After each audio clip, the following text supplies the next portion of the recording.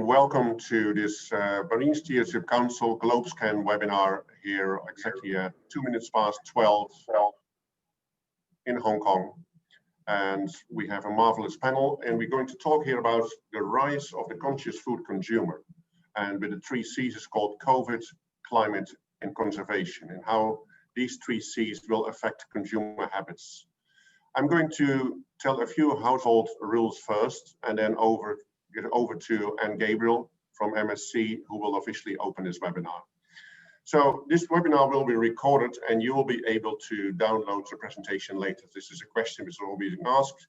So yes, you can see it later on and see the presentation deck. For those of you who want to ask questions, there's a Q&A box, so please ask your questions. We will try to answer these questions, and if we can't handle that because there's too many during this webinar itself, we will follow up later on one-on-one via an official email. It's an official 1-hour webinar, and we have the wonderful panelists, which will be introduced in a minute. We also have hashtags, which you'll see here. So for those of you who want to share the results of this webinar or attract more attention, you can see the hashtag sustainable seafood, or the handles MSc Blue Fish Stick, or at GlobeScan. Talk about GlobeScan, for those of you who don't know us, we are a strategy and insight consultancy. We conduct a lot of consumer research around the topic about sustainability, but also, of course, other surveys on more the strategy from companies wanting to implement sustainability in their overall business strategy. We've been working for many years with the Marine Stewardship Council. I think we've done the global studies in 2016 and 2018, and 2020 again, and I'm going to present those results. So maybe starting there or stopping here, over to Anne Gabriel for the Marine Stewardship Council, calling out of Melbourne, if I'm correct, in Australia. And maybe you want to say a few words and officially to introduce this panel and yours in the MSc itself. Sure thing. Thank you very much, Wanda. Can you hear me well enough? Can hear you perfectly fine. Beautiful. Thank you, and welcome to everyone here who's attending this webinar entitled "The Rise of the Conscious Food Consumer in Asia Pacific." Obviously, as Wanda said, a partnership between GlobeScan and the MSc. Also, a special thank you definitely to Katie Saunders from Simplot and Lucas from Hyatt for being a part of today's sharing. I think most of you are perhaps informed of the MSc, but very quickly, in a nutshell, the Marine Stewardship Council is an international science-based environmental standard for sustainable fishing.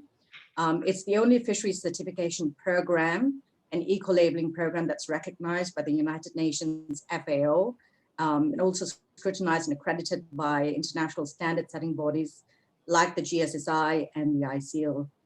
So for over 20 years, really, the MSc has connected fishers, businesses, and consumers around the world who really care about the future of our oceans. Today, though, we represent about 17% of the world's wild marine catch across 36 countries around the world. We've seen the volume go up in the last 2 years to being about 14.7 million tons. We've seen consumer choice increased as well. About a decade ago, we had 1,000 products with the MSc Eco Label. Today, we've got 18,735 products using the Eco Label. And the retail sales for MSc Label product has also passed US $10 billion for the first time. All of this is certainly highlighting the growing consumer demand for sustainable products. But obviously, this progress is coming against a backdrop of growing concern about the health of the world's oceans. As you know, the UN Sophia report recently reported about 1/3 of our stocks are being overfished, a trend which seems to be continuing to worsen. We're also in the middle of a global pandemic, which continues to inflict enormous human suffering and grave economic impact as well. So I do feel that I should be acknowledging that fact as well. However, we're here to talk about the rising conscious consumer, and I hope we will certainly use this opportunity today to redouble our efforts to conserve our oceans for future generations. So on behalf of the MSc, thank you for being a part of this. Excellent, then. Thank you very much. And as you will see on the agenda here, we have basically two studies. We are looking at consumer trends a study we've done early this year, in which actually was before the pandemic started. And then we did another study, which is GlobeScan Healthy and Sustainable Living Survey, conducted in June, in the middle of the pandemic. So it's very interesting to see what actually the two trends combined over this year has been. But before we go, I'd like to really introduce our distinguished panelists. And first, maybe Katie Saunders, dialing in from Australia. Katie, can you tell a bit about yourself and especially about Simplot Australia, one of the oldest agriculture companies, and talk a bit about the catches, the seafood, before we go to Lucas, who is preparing these seafoods. Yeah, sure. Hello and welcome everybody. And thanks to those from GlobeScan and from MSC for having me here today. Just a little bit about Simplot. So Simplot actually is it's a global organization founded in 1929 in Idaho in America. It was founded as a potato business, both planting, procuring and processing of potato. It's still a privately owned business today, family-run business. And I head up the marketing division for the Australian arm of that business. Now, you sort of might think, what's potato got to do with seafood? So, of course, globally, we are an agribusiness, but here in Australia, we are a very large food supplier as well. But we have a broad business where we have a very large vegetable division, as well as seafood division, with seafood nearly making up for half of our business. When it comes to seafood, we're, I believe, one of the largest procurers and processors of seafood in Australia, and we have capability in frozen, chilled and ambient manufacturing. So we're a large supplier of processed seafood, so packaged seafood into supermarkets as well as into our food service arena. So with regards to MSC and our relationship with MSC, I guess something I'm very, very proud to say is back in 2015, we worked with MSC and WWF and Pacifical to pioneer a whole change in the supply chain for the supply of sustainable tuna to the Australian market. And it was the first of its type, of its scale in the world. So our relationship to have 100% of our skipjack tuna sourced and certified MSC was the first of its kind of that scale. And so we're very, very proud of that relationship. And that was, we're now up to our 5-year anniversary of that process. So I'm very, very passionate about this space and very pleased to be here on this panel today. Thanks, Wanda. Wonderful. Wonderful. Thank you, Katie. And then over to Lucas. Lucas, if you explain a bit what, of course, everybody knows the Hyatt, but more explain what you do in the context of sustainability. And maybe also tell us about what your best seafood dish is. Oh, my best seafood dish. Thanks, Wanda. Thanks for the opportunity. I'm based in Singapore at the Grand Hyatt, and I'm the executive chef of this hotel, and I'm also the director of culinary operations for Southeast Asia. So in Singapore, I look after the day-to-day operations of the hotel, and we have multiple restaurants here and a large event space. And in Southeast Asia, we have about 25 operating hotels. And I also work with our Hong Kong team, which is our head office for Asia Pacific, with our development as well. So we have 20 brands currently with Hyatt. We have over 1,000 hotels globally. So I work with development to assist with concepts, obviously employment of chefs throughout food and beverage throughout the region, and a lot of just basically the day-to-day operations and assisting with the challenges that every location is very different where we operate. Some have it's easier to procure products than others. Certainly, some of the countries in this region here can be quite challenging to source product. And we also work closely with the MSC and the AC and also the WWF as well. So we have a measurement for all of our hotels globally where we have to have a percentage of our seafood from the MSC as well. And I suppose alongside of all of that, there's other initiatives outside of this. A big influence on food wastage at the moment is something we're very, very engaged with of our footprint of our consumption. Plant-based food is very on trend at the moment and at the forefront of what we're doing. And like this, listening to consumers, what they want. And also a lot about packaging as well, ensuring that we have sort of compostable packaging in our hotels. and just pivoting to different times of how we operate in this region. Great, good. That's a great introduction for everybody. Thank you, Anne, Lucas, and Katie.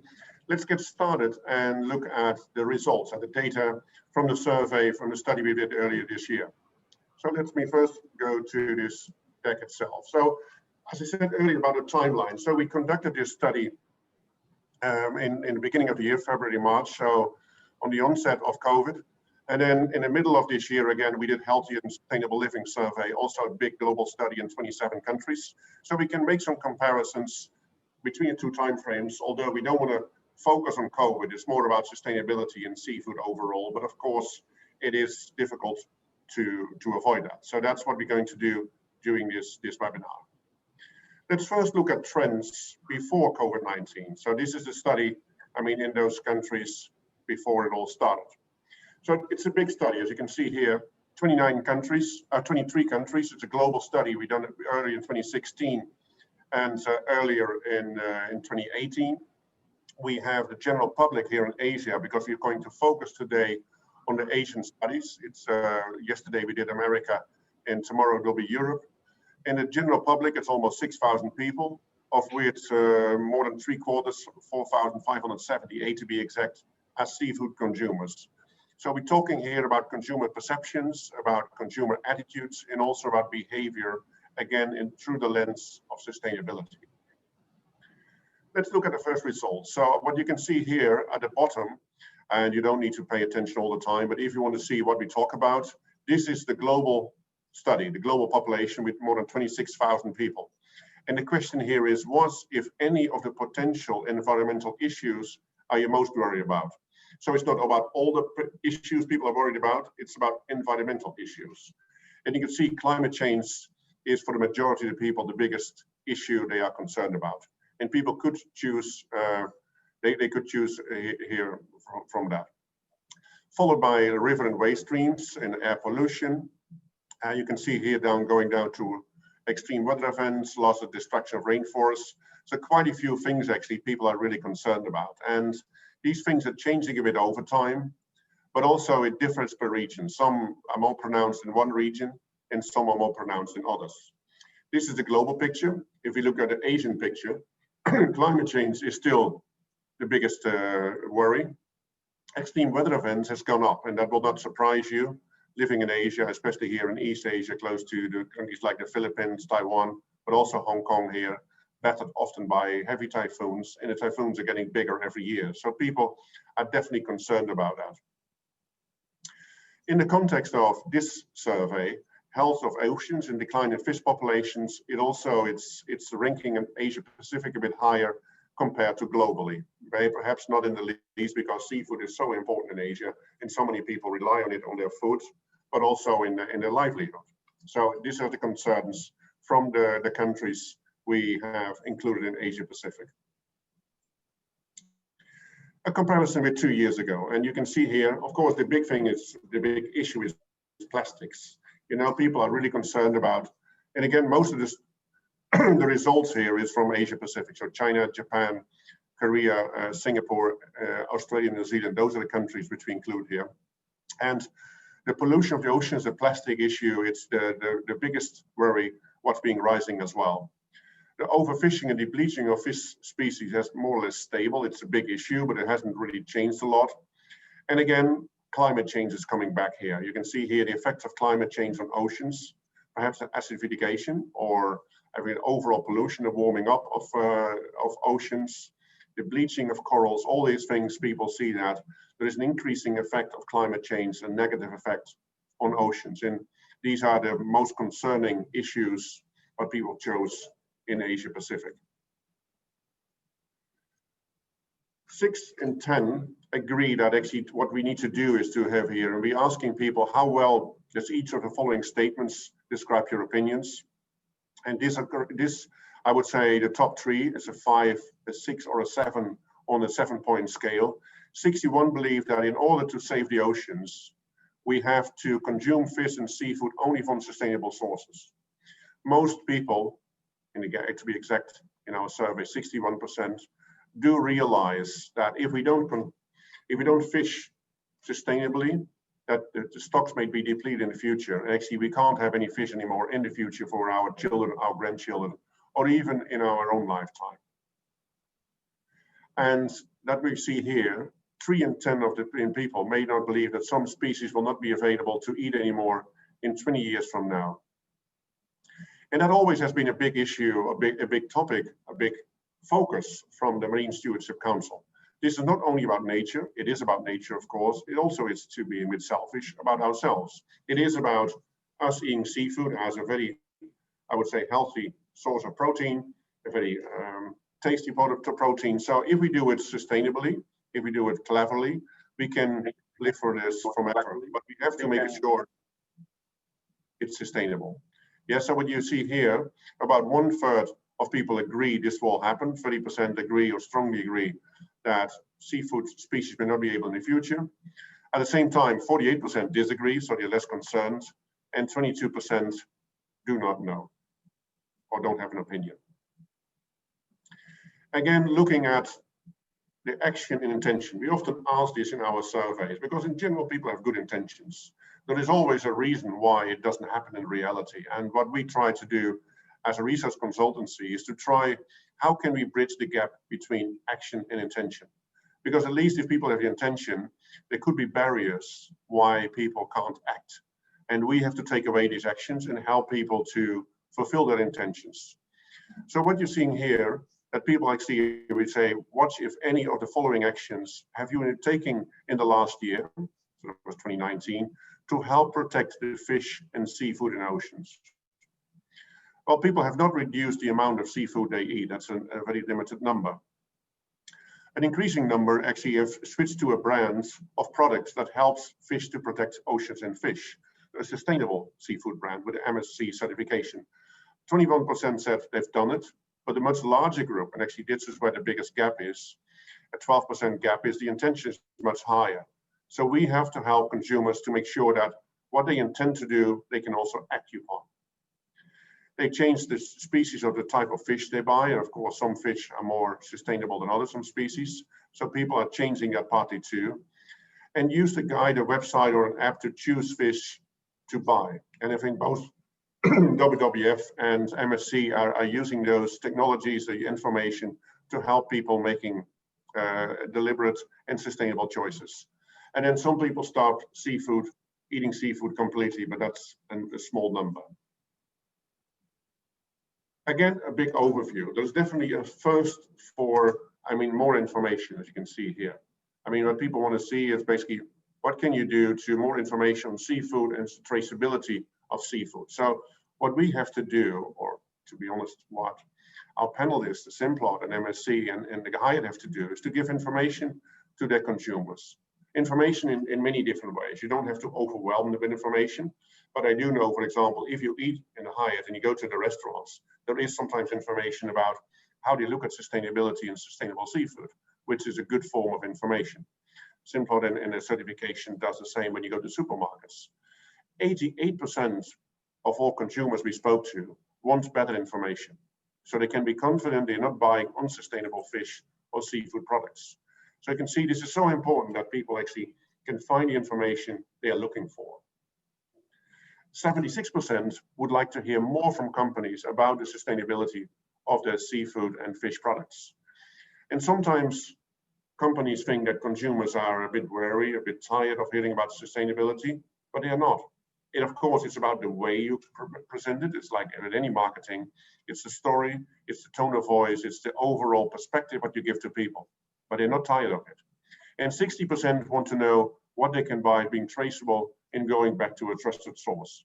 And please, panelists, look at this and see what you can do and what you're doing as your organizations to help on this. We'll come back to that later.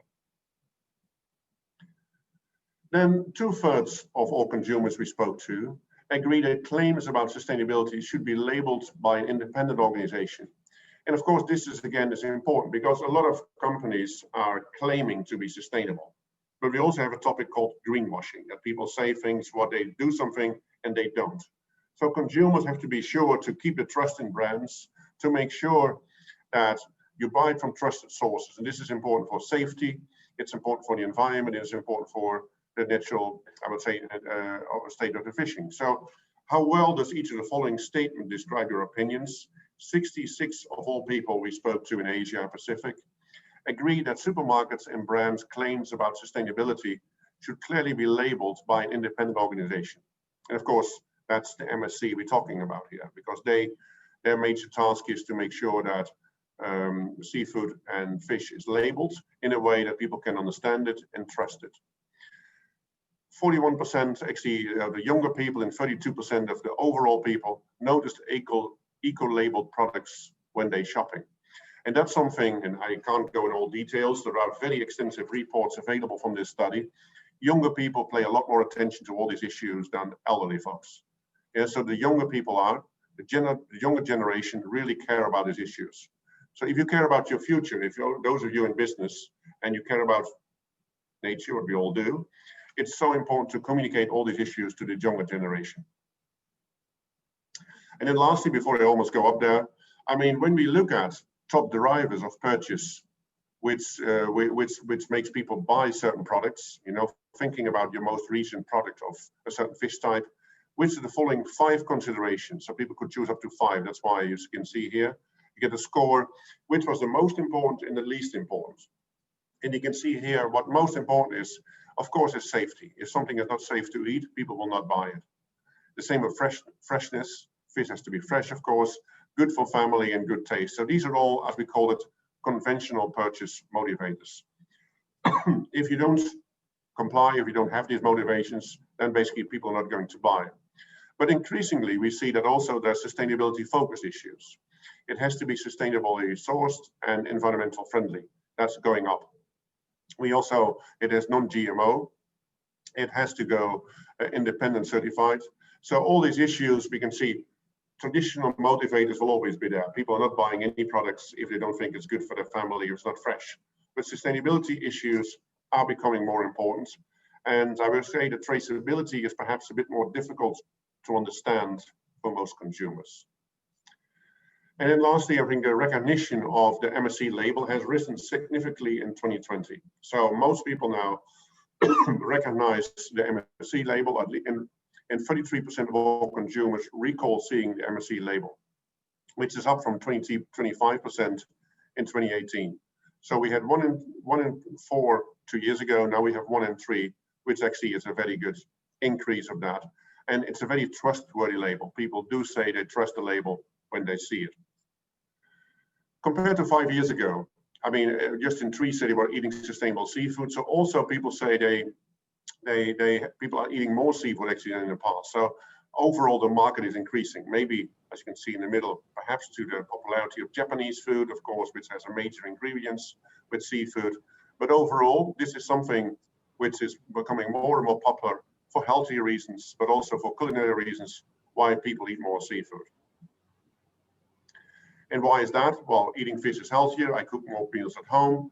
Definitely people are replacing the red meat in the diet, so there's some healthy issues. But also some people are eating less, and that's because fish is getting more expensive.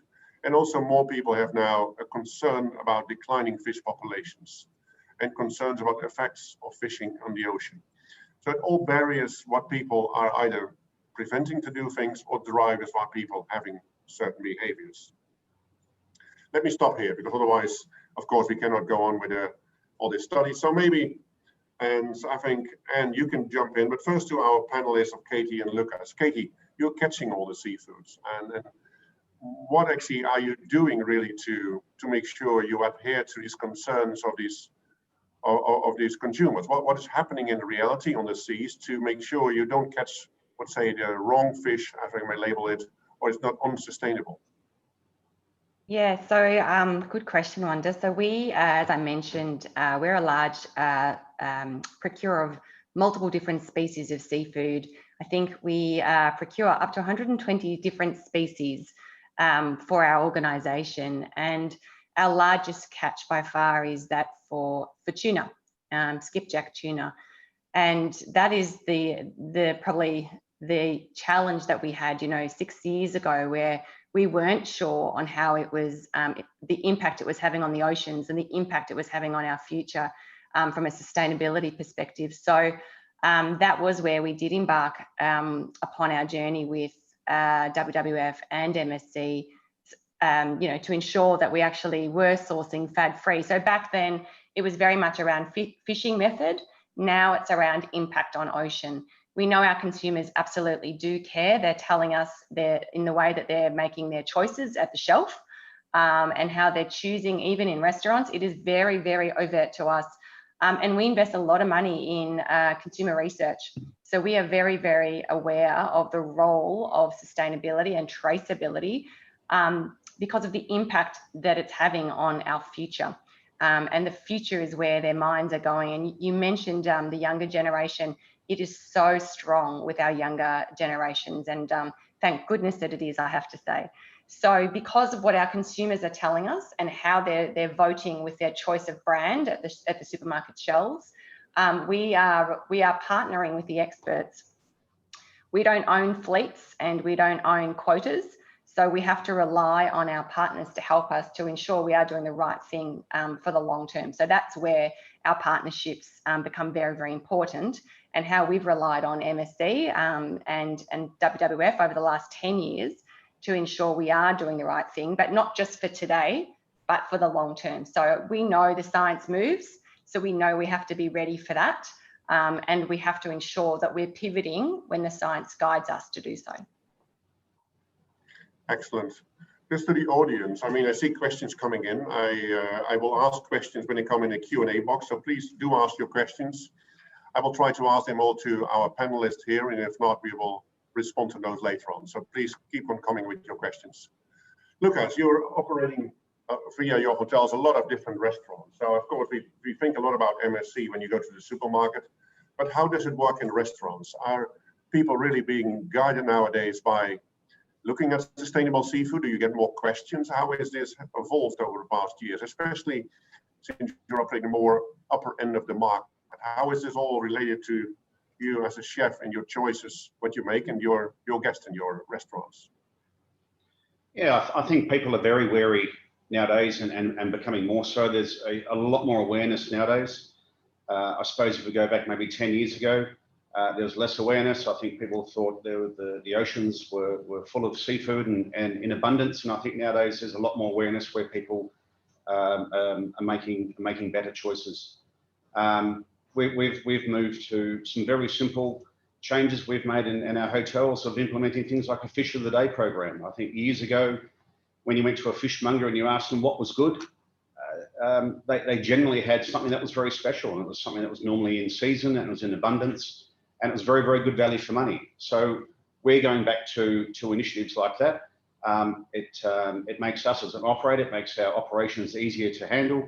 Rather than printing menus on a daily basis, if we have simplified versions of this on our menu, and it gives us an opportunity for storytelling where we can talk to our guests about what's available, and also as a company what we're doing to work with industry to manage our seafood consumption in the hotel. And I find that very, very engaging as well, because I suppose chefs, people are very interested in hospitality and culinary wise. They all want to know what's happening out the back of the kitchen.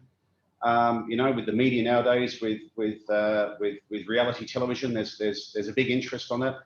So it gives us an opportunity to be honest with our guests and also make recommendations. So when we also talk to our suppliers, so rather than maybe targeting specific species, we'd rather give them a quantity and maybe a dollar value per kilo, and maybe let them make the choices what we're going to use in our hotel, and build up that trust between our suppliers and us as the end user. Then, and I think our customers generally really, really appreciate that, because it just goes back to, I suppose, those basics and the fundamentals and principles of doing business, of trust, and being honest with your customers. Right. Very, very interesting to see. And then that's the hotel business. And about the overall, I would say, what you're doing as the Marine Stewardship Council. I mean, of course, you do the certification, you certify whether some species are being caught sustainably or not, but how are you helping organizations like the Hyatt or Simplot Modern Marketing? How are you helping them to they can make the right choices, and even maybe helping to sell them perhaps more sustainable seafood? What's your role also from a marketing and storytelling perspective?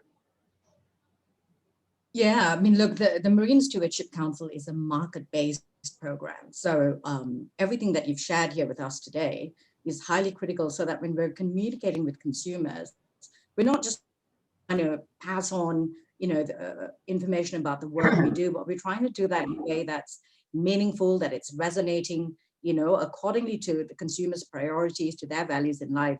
Again, as you rightfully said, again, we can't, MSC as an organization can't do this alone. We're not necessarily a household brand name, but obviously we work with partners like Simplot, as we have here, with some of the very established brands like John West and I&J and Birdseye. We've worked with Hyatt around the world as well, and so many brands and partners around the world to actually make that messaging come alive in a more interesting way as well. So we don't have research information like this. It's everything we're going to do is going to be counterproductive to a large extent.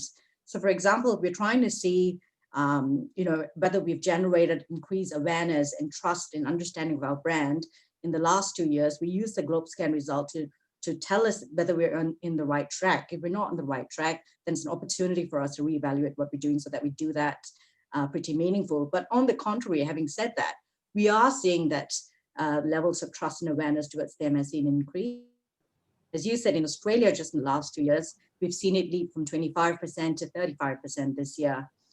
In China, we've seen 39% 2 years ago to 56% this year. Singapore, 26% to 33%. In Japan, 12 to 19%. So we're obviously doing something right. And I think that's not just the MSC as an organization, but I think because we're so closely affiliated with partners, we see partner engagement and participation actually increase over the last few years. We're seeing a lot of that starting to get the positive momentum and traction for the consumers. So it's a pretty exciting time for us in terms of having achieved that kind of milestone, really.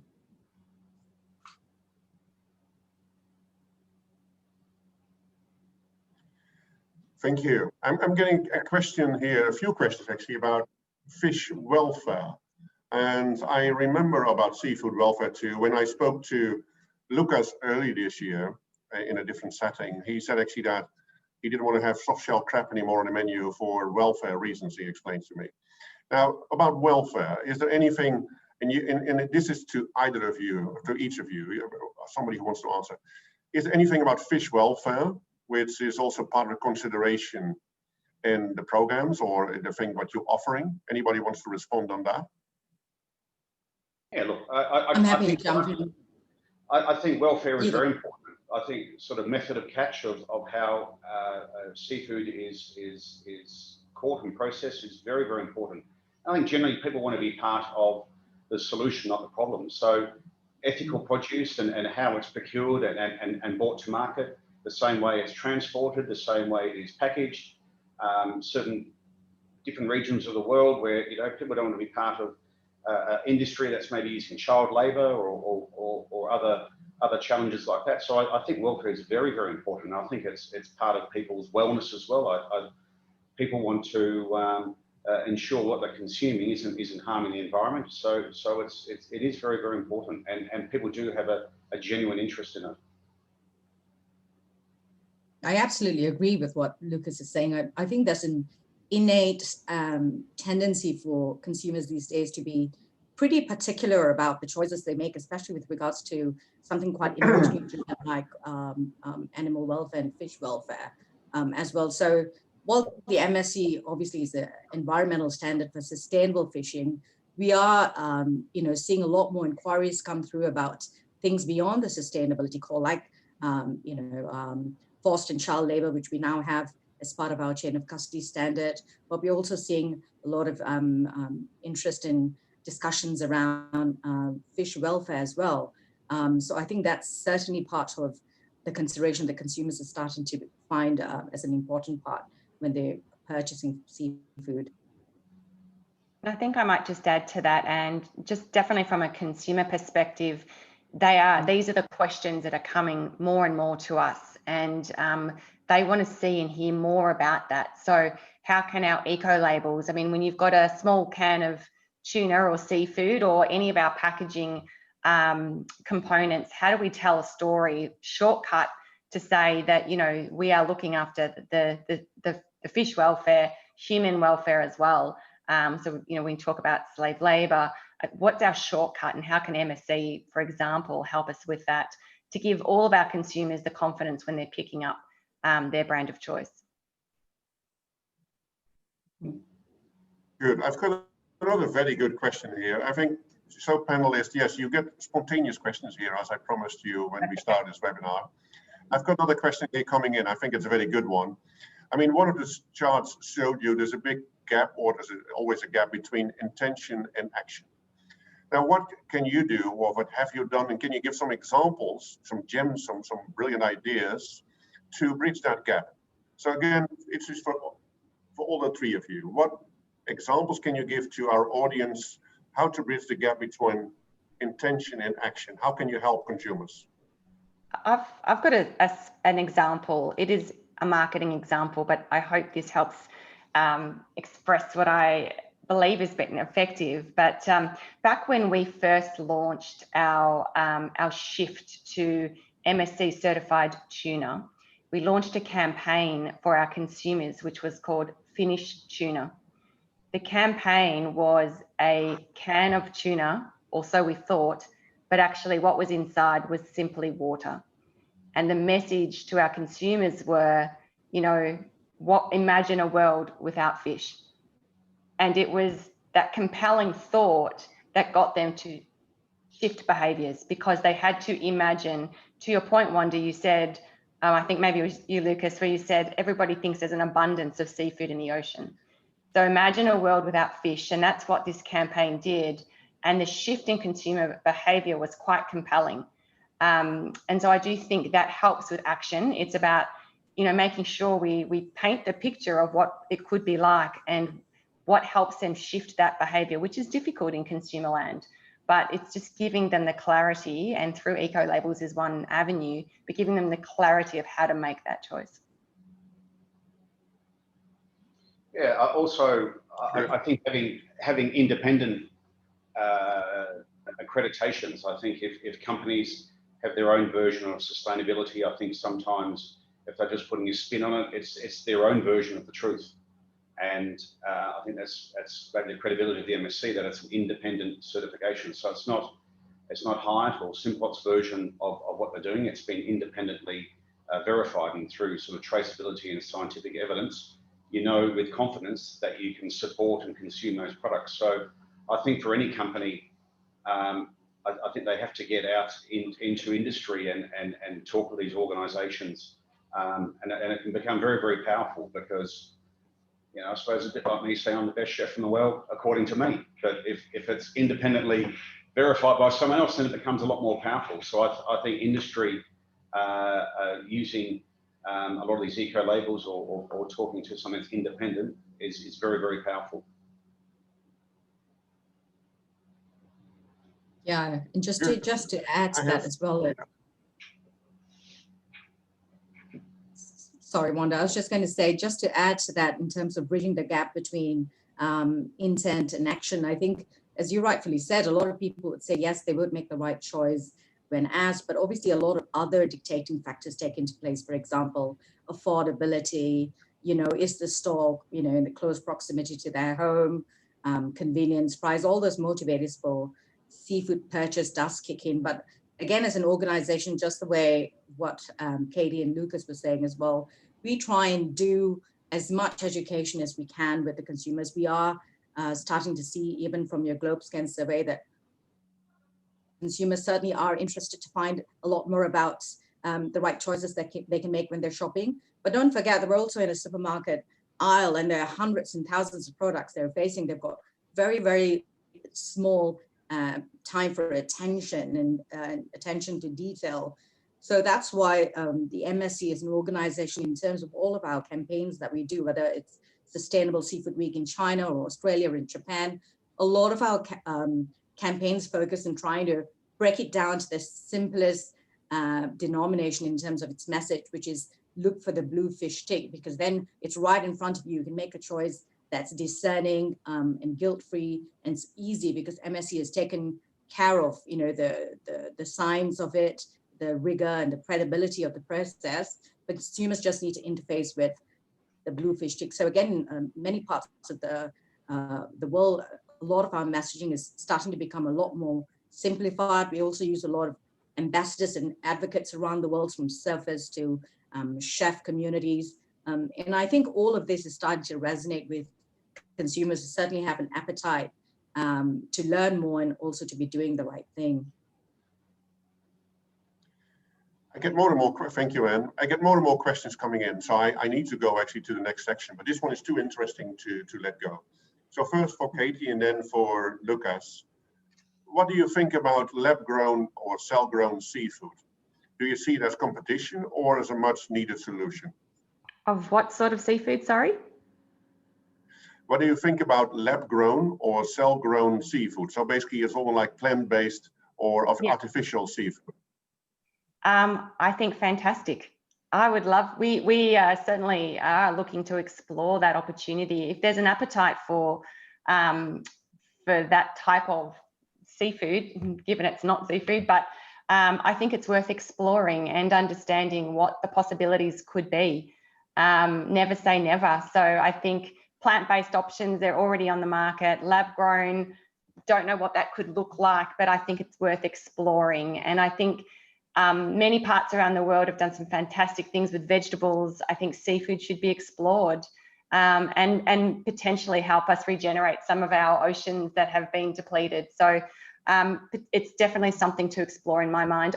The consumer appetite is very, very low right now, even with plant-based seafood options, very, very low, but it's growing. It's growing rapidly. So it's definitely something to be explored from a consumer brand perspective. It's something we're exploring. I think for me, because you know I'm always very keen on your culinary perspective. So you as a chef, one of the best chefs of Asia. What's on your dish what's on your menu on this in this method? Well, I think a lot of the cell-based and lab-grown is in its infancy. Certainly the cost of it makes it prohibitive at the moment. I think it's an industry that maybe in the future we do need to understand more of and get our head around it. But I think if we are going to get to that stage, maybe people will review their consumption. If people have a choice of maybe a fresh seafood item or maybe a lab-grown seafood item, maybe they will review their consumption at all and maybe and go for a vegetarian product or a plant-based product instead. So I think all these products have their place eventually. The industry is in its infancy. I think it hasn't got to the main market at the moment. And I suppose as an end user here in hotels, we would react accordingly if there was a demand for it. At the moment, it's a bit maybe sort of Frankenstein sort of style at that stage. I don't think there is a big demand, but however, it will probably end up being the future with our current rate of consumption if we don't address what we're doing at the moment. Yeah. Wonderful. This gives me also opportunity actually to pitch our next webinar, which is on the 23rd of November about plant-based product with two big companies who make plant-based products in beverages. Stay tuned, 23rd of November. Before we go into the next section, because actually I still have to present a few more slides, I got a few questions about from a research perspective. How did we select these consumers? Where did they come from? Well, these surveys, the previous one for MSc and the next one on healthy and sustainable living, are online surveys. So we select people from large online, very large, for millions of respondents panels, and they are representative for the populations of the countries we interview. Yeah, so in the next survey, which is healthy and sustainable living, 27 countries, 27,000 interviews, and these people are representative for the populations of those 27 countries. So let's go there and let's look at the next part, which actually it's about consumer trends, but more now in a COVID situation. So this is the results of the healthy and sustainable living study, which we did in the June, July of this year. First, I mean, of course, and this is I'm looking at mostly at Asia Pacific, so 10,000 people. We looked at 10 different countries, almost any big country from Japan, China, Korea, Australia, India, Indonesia, Hong Kong, Singapore, Thailand, I think I have them all here included. And we ask actually, how much are you personally affected by each of the following problems? And of course, you can see here, people are greatly affected by the corona COVID-19 pandemic. Yeah, you can see here, it's 81% of all people have been affected either greatly or moderately, only 4% not at all. And they must be somewhere living very remote, I guess in Australia or New Zealand. The rest is all affected. Then we have the economic recession. It's a big result, of course, of the COVID crisis too. And it hasn't gone away, the climate change or global warming. I mean, we have the immediate problems about COVID-19 pandemic and the economic recession, but climate change has not disappeared, and it has an impact, I would say, on personal lives of people. You can see here also 70%, it's a big number. Seriously a problem, and now we can see here more the whole list of problems, each indicate how serious they are. So now again, you look to the more issues which we saw with the top 3 earlier, and you can see here the 2 biggest issues currently, and of course, no surprise to anyone, are the COVID-19 or the spread of human diseases, because it's affecting everything we do in all our impact, but it's followed by environmental issues as well. What are people doing? Are they trying to change their behavior? Are they trying to improve their own health? A lot of people do. You can see here from 2019, because this is a study we did also last year, people are trying to improve their own health and well-being. They want to reduce the impact they're having on environments. They feel guilty on their impact. And what's good as me is not always good for the environment. Again, that's the gap what we've seen earlier between intention and action.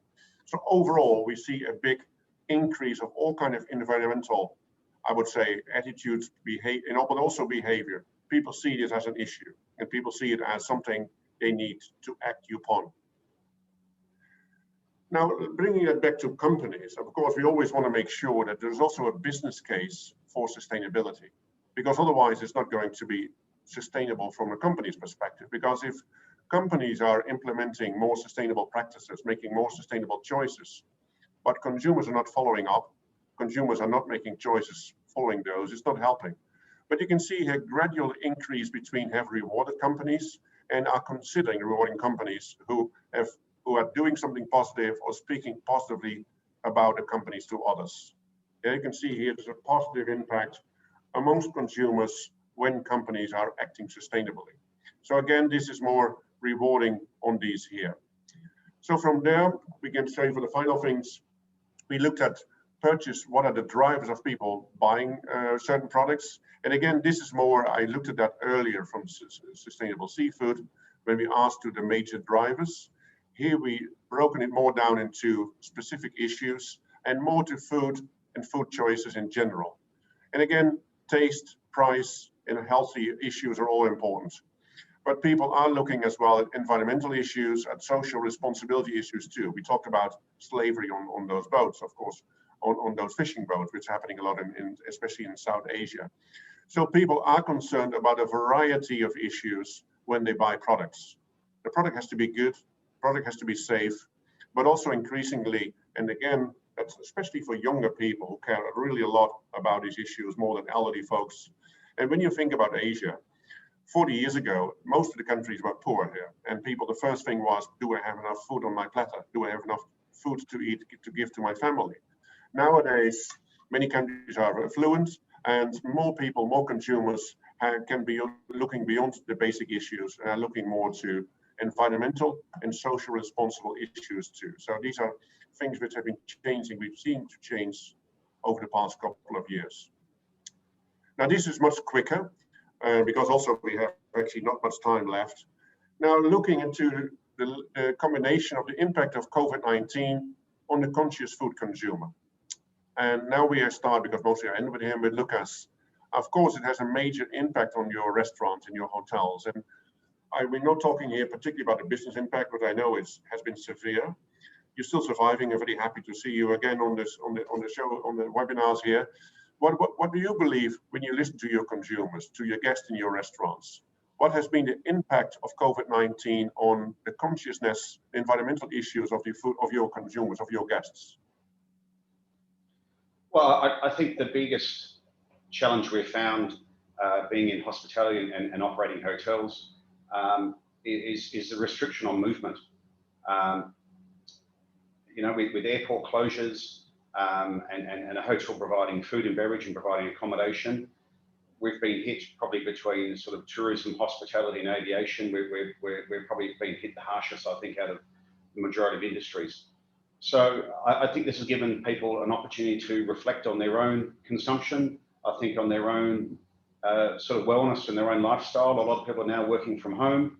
A lot of experiences that we offer in hotels maybe aren't relevant anymore. People because of that restriction of movement. So it's given us an opportunity to sort of do a deep dive in all of our operations and all of our hotels about what is really, really important and what are the guests looking for. And we've had a lot of experiences that we've introduced to the market. We've taken the mindset of sort of fail fast. We've introduced an enormous amount of things in the past sort of 6 months. Some things were very, very,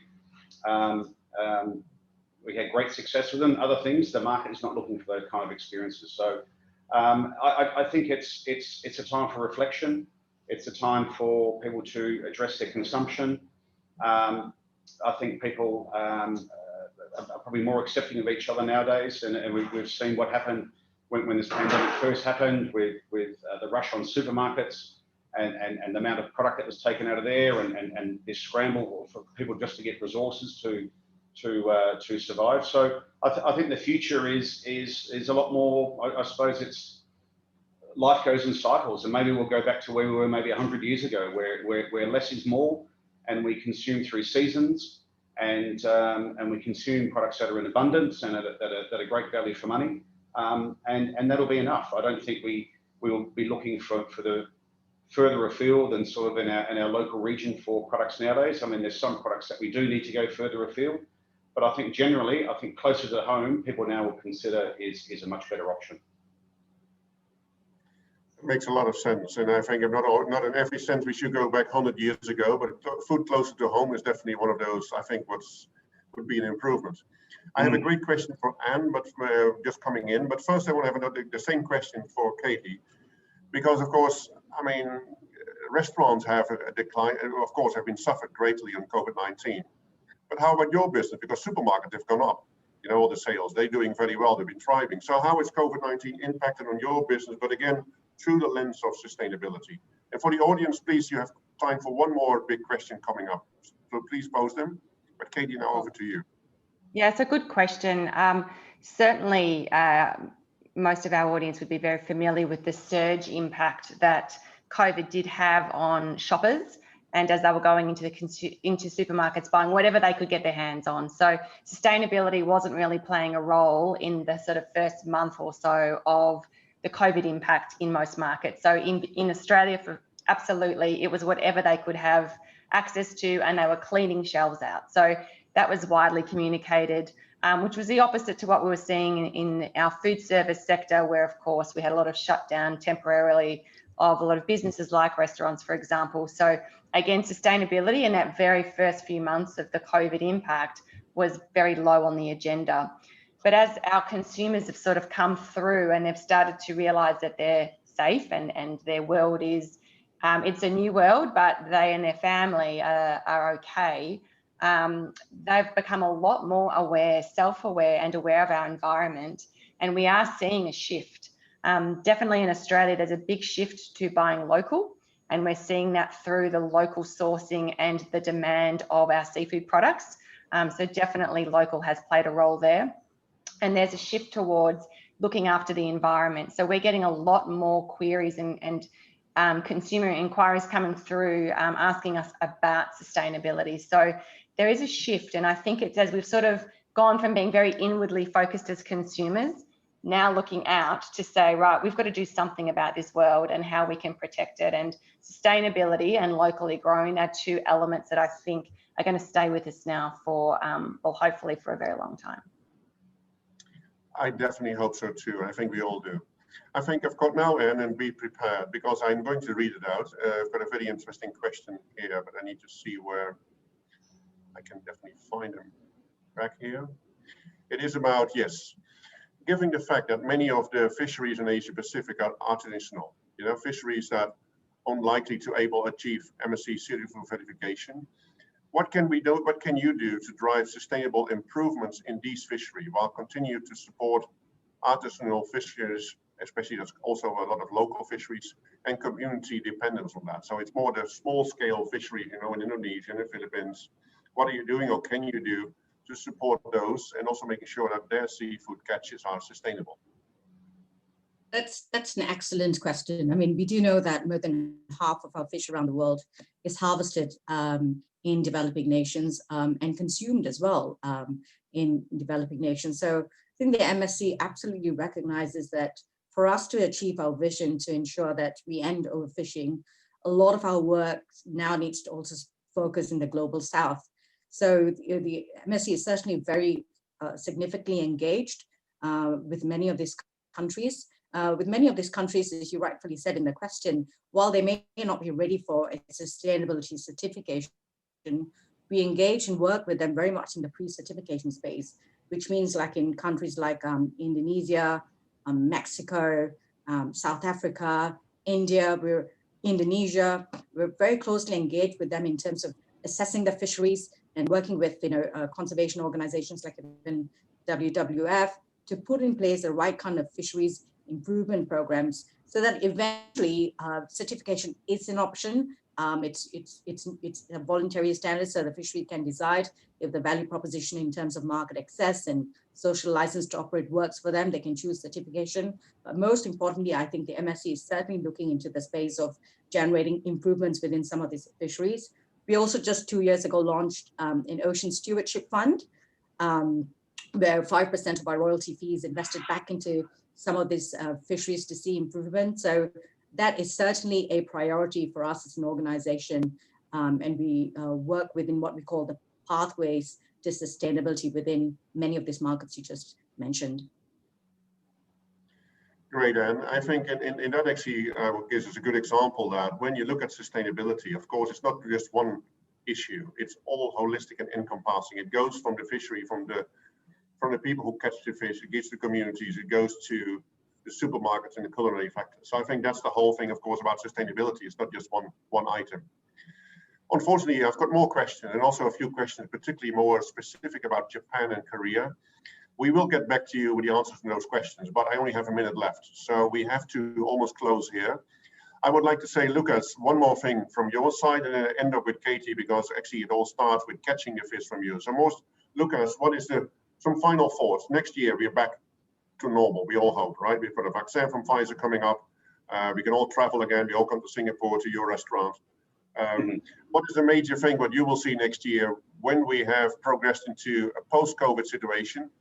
And what would you give kind of parting thoughts to the audience here? How can we make sure we have a lasting change in behavior? You already said maybe buying food from close to home. Any other ideas to close that gap between intention and action? Because that's the thing I'm mostly interested in. What can we do to help the consumers?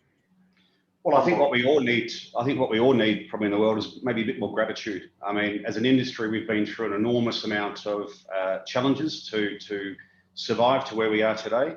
And maybe if you are going to restaurants or hotels or traveling and you do experience shortfalls, maybe be mindful of how that happened.